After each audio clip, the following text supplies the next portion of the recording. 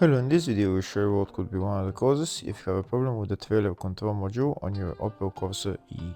One of the causes could be a blown fuse, so here in the video we'll show you the location of the fuses for the trailer control module. Before I show you the location of the fuses, first I'll show you how to test the fuses, if they're good or bad. I'll show you how to test the fuses using a multimeter and a test light. First I'll show you how to test the fuses with the test light. For this purpose we need to turn the ignition on. This is the test light that I'm using. We need to attach the cable of the test light to battery negative or somewhere on chassis ground. Then we're going to start testing the fuses with the test light. On the fuses there is two pins, you can see them right there before the 30 and after the 30. There's two pins where we touch them with the test light, and if both pins light up, that means the fuse is good. If only one pin lights up, that means the fuse is bad.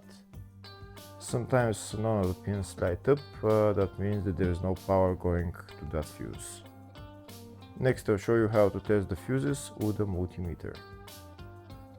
This is what the fuse looks like. You can see that contact in the middle that is connecting to the two pins. This is the contact that shows if the fuse is good or bad. If the contact is burnt, that means the fuse is bad. If it's not, if it's connected, that means it's good. When we test the fuses, we should measure resistance with the multimeter. So when we turn the multimeter on, we should turn it to 20k ohms. When measuring the fuses, the resistance should be very close to zero. We'll start now testing each fuse. First we'll touch both cables together of the multimeter just to see if it measures resistance. You can see there is no resistance in the cables, but it measures 0 ohms. Now we'll start measuring the first fuse, and we'll see what will show. It's showing 0 ohms, so that means this fuse is good. Next to test the second fuse, it's showing 0 ohms, so that means that fuse is good. Now we'll test the third fuse. Third fuse is also showing 0 ohms, so that means that fuse is also good.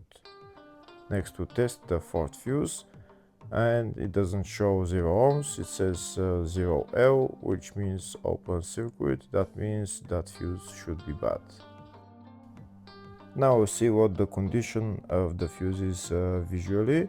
We can see that contact in the middle that's connecting to the two pins is broken, so that's why it's showing open circuit. That means the fuse is bad, so it needs to be replaced.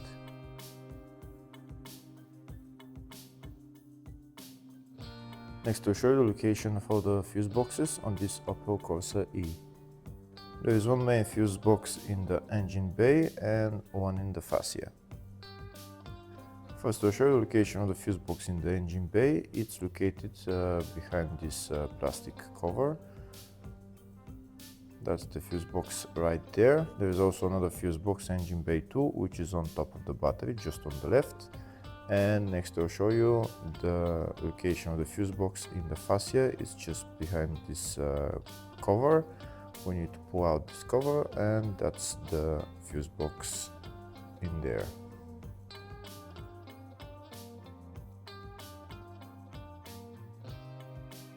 Next I'll show you a diagram of all the fuse boxes on this Opel Corsa E.